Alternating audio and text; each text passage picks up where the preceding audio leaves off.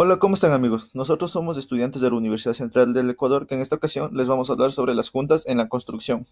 Entre los integrantes tenemos a Brito Juan, López Franklin y Kinga Kadir.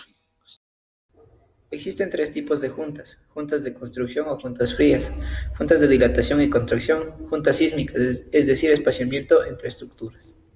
Se denominan juntas de construcción o junta fría a la unión entre un hormigón fresco y un hormigón endurecido o ya fraguado. Una verdadera junta de construcción debe unir el concreto nuevo al concreto ya existente y no debe permitir movimiento. Se consideran dos criterios para su ubicación: tipo de elemento y capacidad de construcción. Por esta razón, las vigas y losas serán analizadas separadamente de las columnas y muros. En vigas y losas es importante ubicar la junta perpendicular al refuerzo principal. Varillas se ubican generalmente a medio claro o en el tercio medio del claro.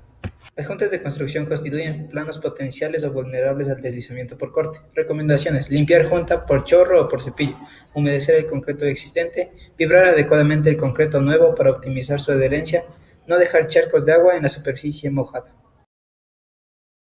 Criterios de ubicación: ubicar en puntos donde no afecte la resistencia de la estructura, localizar a 1,50 metros mínimo de cualquier otra junta paralela, generar el menor número de juntas frías al mayor espaciamiento posible, fundir este tipo de junta en condiciones climáticas favorables. Ahora veremos juntas sísmicas. En todos los elementos de la estructura deben diseñarse y construirse para que actúen como un solo sistema estructural a efectos de resistir el sismo de diseño, a menos que intencionalmente se separen unos de otros una distancia suficiente para evitar problemas de colisión entre ellos. Localización de juntas sísmicas.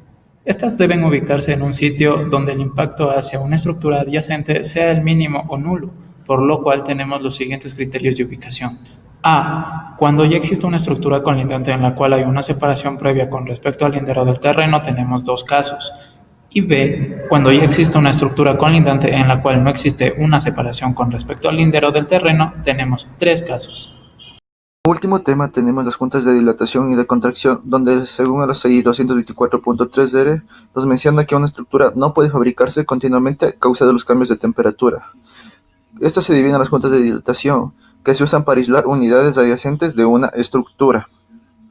Entre los requerimientos que debe cumplir este tipo de junta tenemos que deben permitir la expansión y contracción del hormigón, permitir los cambios de las dimensiones de los miembros debido a las cargas y permitir también movimientos diferenciales en las cimentaciones. Entre sus utilidades tenemos en los edificios donde las juntas de dilatación son para evitar sobreesfuerzos debido a las deformaciones por los cambios de temperatura. En estructuras de puentes también se colocan este tipo de juntas para que las deformaciones no produzcan esfuerzos adicionales en los soportes. En los factores a considerarse tenemos las dimensiones y configuración geométrica del edificio.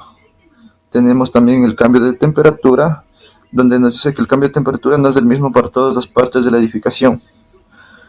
La provisión de una temperatura de control y, por último, los materiales adoptados para la construcción de un determinado sistema estructural.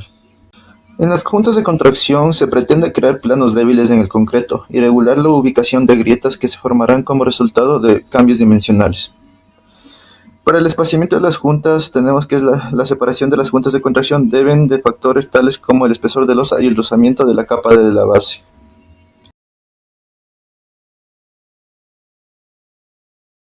Created using Powtoon.